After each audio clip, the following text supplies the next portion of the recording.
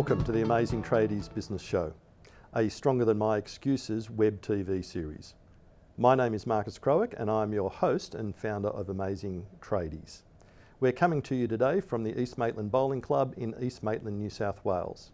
I'd like to thank the East Maitland Bowling Club for their support, their wonderful support of what we do and for providing the space in which we film. I'd also like to thank Andy, who is our videographer and editor. Our aim in this series is to answer the topics and issues that you've put forward to us. Ideas that have been put forward by business owners just like you.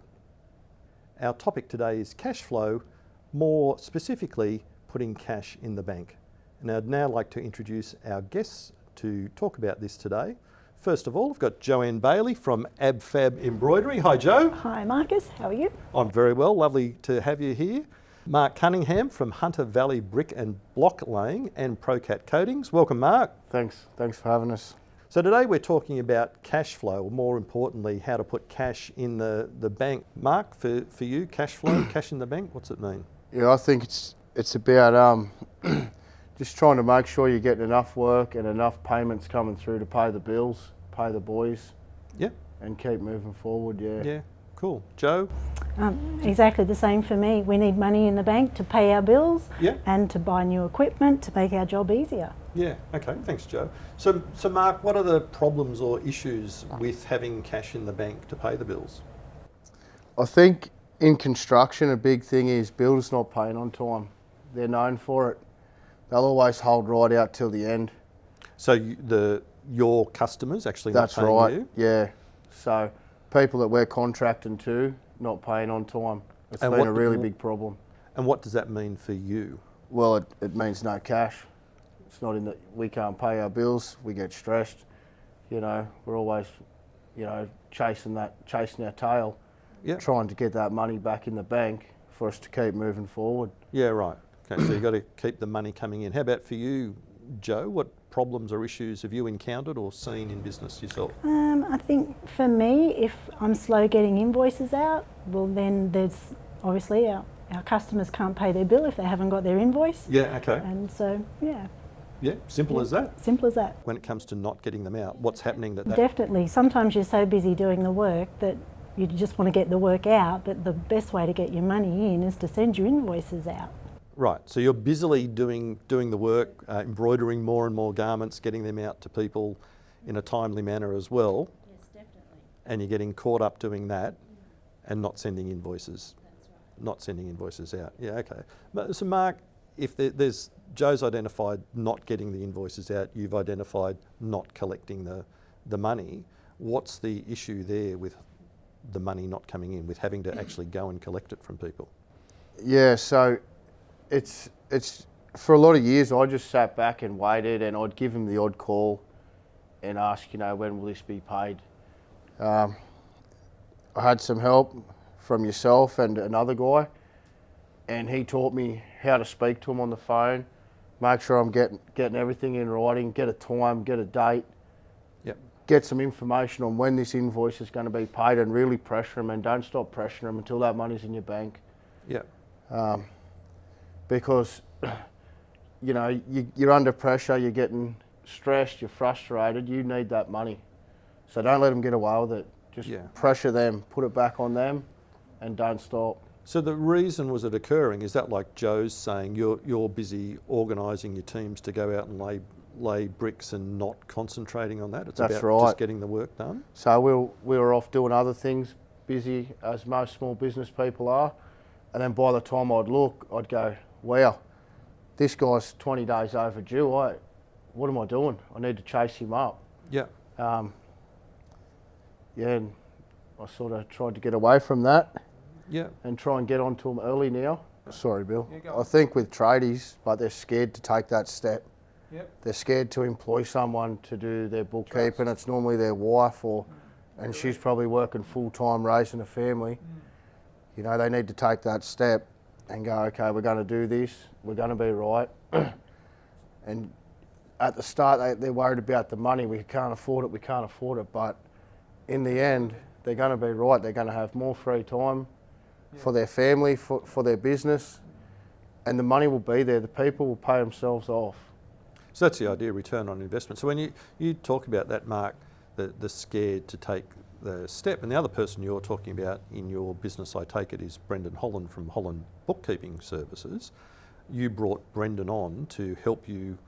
We talk about the books, but there's a lot of management, administration help that Brendan gives you there as well. Brendan's been great. Brendan's taken a lot of pressure off me over the last probably 3 years. So what was the fear of bringing somebody on? What's that actually about? I know it's will I have the money and whatever, but what's the real fear there if we dig a bit deeper on that? Well, I think it's trusting people with your money. Okay. It's a very hard thing to trust anyone with your money. But I was fairly lucky with Brendan. I'd known him for a lot of years and he does the right thing, so yeah, I put full trust in him and he's very lucky with Brendan. He's helped me. He's a smart guy. He is. And he's very helpful. And that's been returned to you over and over again in terms of financial return. It has. With the systems. And I know guys that, especially with this JobKeeper stuff, yeah, I know guys that lost thousands because they just wouldn't take that step. And I tried to help them and tried to advise them. One guy, it was 9,000, but he didn't want to pay the bookkeeper to do it. Yeah. It didn't make sense. He could have paid the bookkeeper for the next 3 years. Yeah. But he was just scared. Yeah. So it's resistance to change, isn't it? I think it is. So it's one of those things, Mark, going from, we talk about being the technician, I'll ask you as well, Joe, going from being the bricklayer to a business owner, is it that leap that you've got to see yourself differently in there? You're always going to be a bricklayer. No, I understand that. But there's the person who's going to go and lay bricks to make more money, and you've had to put your trust in somebody and change. A lot of tradies will say to me, I've spent my life becoming good at my trade. Nobody's ever taught me how to run a business. Yeah, that's true. The hardest thing for me in that time when we changed was that I'd get to a job, I'd see the guys, I'd know they're not going to finish. Automatically, I'd be on the tools. Come on, let's go. We're staying back. We're getting this done. And it's just all you're doing is making the problem bigger. Yeah. You know, you've got to put trust in the guys on site. You've got to put trust in what you're doing, and you've got to put trust in the people behind you. Whether it's to do with the money, to do with the work, quoting, anything, you've got to trust. So. Yeah. Okay. And you're going to get burnt. 100%. Yeah. But you've just got to wake up tomorrow and go, it's going to work, and it will. Yeah. It might take time, it might not. Yeah. Okay. So for you, Joe, why does it occur? Is it a continuation of what Mark's saying? Is there some different elements to, what's the problem about getting your invoices out? Why is that happening? Oh, I think for me, like literally what you said before, you're so busy getting the work out the door. But now I've put in a procedure where I treat the invoice as part of the job, as though it's still on the machine. Okay. So the job gets finished, it's invoiced, then it goes out the door. So as Bill said, you've created a system that includes that. It's not a get the job out and then sometime I'm going to create an invoice. No, it's not a separate thing where I'll be getting up at 3 o'clock in the morning to do invoices. Right. Now it's just invoiced as the job. It's part of the job. Yeah. Okay. And that's not finished until it's sent. Until it's invoiced. Yeah. And has that made a big difference to your business? Oh, definitely. And it's also helped educate my customers as well, that, they pay much more efficiently, like quite quickly now. And yeah, it's made a huge difference. So that would be one thing that people come up with about invoicing. Have some of your customers commented that getting the invoices is actually helpful for them, like not getting them hurts them? Yes, exactly. I do laugh because, yes, I have actually had that comment to me that, yes, they need to know where they are in their business and so, yeah, they need the invoice. Yeah. I know, one thing that comes to mind is working with a computer company years ago, and he would send invoices straight away once they ordered the job, once he got the confirmation of an order. And it wasn't that people had to pay it, but some people just paid straight away for the full order. They didn't even wait for the installation. Worked out about 10% of his business where they were like, well, we've been doing business with him, we trust him, we know it's going to go in, we've got no problem, we'll pay it because we've allowed for it, get it out of the way, and then the work takes place. Yeah, cool. Anything else in particular that you've put in place? So invoices for you, collecting money for you, Mark. Any other strategies that people could that you've used in your own business to generate the cash coming in, or change it into profitable rather than just cash? Yeah, well, you helped us do it actually. We went through and worked out who we were working for and what we were making off their jobs, and who was costing us time, who was hard to work with, who, anybody that was causing us grief. Like, say that the builder would say, this will be scaffolded for you, tomorrow it's not, the next day it's not. They're just costing us money over and over. You get there, you've got to move this, you've got to move that. It's all money out of our pockets. So we went through and we categorised all the guys that we were working for into A, B, C and D. Mm-hmm. D graders went, Mm-hmm. C graders are on the back bench, and it was only A and B that we'd work for.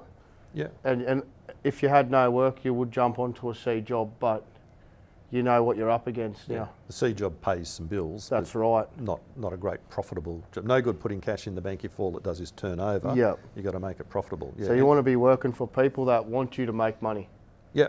Other builders, other people, even large commercial builders, there's some out there that want you to make money. They want you next year and the year after. So you've just got to find them people and stay with them. Yeah. If you're making money, you're around if there are any problems or they need a good job next time rather than a business that disappears. Well, that's right. If you're doing the right thing and they're making money and you're making money, everybody's happy. Much easier to look after them as well. It is. Joe, I know you changed some terms of doing business with you. Can you give us another thing that you've changed? Actually asked for a deposit now on an order. So we work on 30 days with our suppliers, so our suppliers still have to be paid. So it's nice having that little buffer sitting there that you've always got money then to pay your suppliers. Yeah, because you're buying materials up front for what you Yes, we buy stock. Yeah. And always pay your suppliers promptly because then they look after you as well. So that's a bit of a karma thing as well, if you want to get paid, pay your suppliers. Yeah. So there's a whole bunch of strategies out there that you can put in place to generate the cash and profitable cash coming into the business. Mark, how about for you? What's one action people can take in order to generate profitable cash into the business? Yeah, I think they've just got to really harass them for their money. Okay. Just do not stop. And always pay your bills on time, never early. It's one mistake I made for a lot of years. As soon as I couldn't handle owing anybody money. Yeah. And as soon as I owed money, I'd go and pay them straight away. And they would say, oh, you're the best payer, Mark, you're the best payer. But all I was doing was making it hard for myself. So I realised just pay them when they're due and you're still a good payer. Yeah. So. Yeah, okay. And Joe, how about for you? One action people can take? Just keeping on top of your bookwork. Yeah, okay. And by bookwork? As in invoicing, collecting money, that type Simple of thing. things. Just very simple. Simple things that can transform the business. Yeah, definitely. All right. Thanks, guys. Thanks very much for your time today. So that's the end of our show, and I'd like to thank our sponsors, the East Maitland Bowling Club at East Maitland in New South Wales. They've been wonderful in how they look after us and providing the space that we're filming in. I'd also like to thank our videographer and editor, Andy, for the work that he's doing with us. Wherever you're watching this on social media, please leave a question or a comment underneath and we will get back to you as soon as possible. I'd also like to thank our guests for the day, Joanne Bailey from AbFab Embroidery, Mark Cunningham from Hunter Valley Brick and Block Laying and ProCat Coatings. Thank you, and I'll see you on the next episode.